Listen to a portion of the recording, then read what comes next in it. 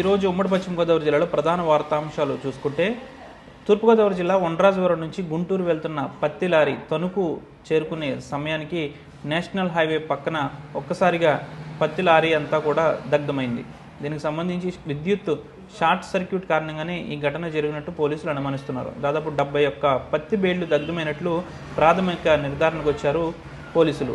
తాడేపల్లిగూడెం నియోజకవర్గం అలంపురంలో ప్రజా సమస్యల పరిష్కార వేదిక కార్యక్రమాన్ని జనసేన ఎమ్మెల్యే బొలిశెట్టి శ్రీనివాస్ ఈరోజు నిర్వహించారు. అక్కడికి వచ్చిన ఫిర్యాదుదారులకు కొంతమంది సమస్యలను వెంటనే పరిష్కరించారు. కూటమి ప్రభుత్వం ప్రజా సంక్షేమమే ధ్యేయంగా పనిచేస్తుందన్నారు బొలిశెట్టి. తణుకు నియోజకవర్గంలో ఎమ్మెల్యే ఆర్మిల్లి రాధాకృష్ణ రైతన్న మీకోసం కార్యక్రమాన్ని నిర్వహించారు. రైతుల పట్ల కూటమి ప్రభుత్వం చాలా సానుకూల దృక్పథంతో ఉందన్నారు. రైతులకు అనేక సంక్షేమ కార్యక్రమాలను కూటమి ప్రభుత్వం అమలు చేస్తుందన్నారు.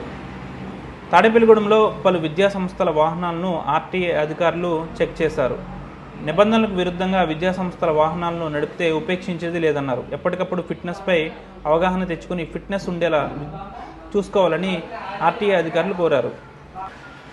తుఫాన్ ప్రభావంతో వరి రైతుల్లో ఆందోళన మొదలైంది. ఇప్పటికే వరి పంట కోసిన రైతులు ఆందోళన వ్యక్తం చేస్తున్నారు. తుఫాన్ ప్రభావంతో భారీ వర్షాలు కురిస్తే తమ పరిస్థితి ఏంటా అని ఆందోళన వ్యక్తం చేస్తున్నారు.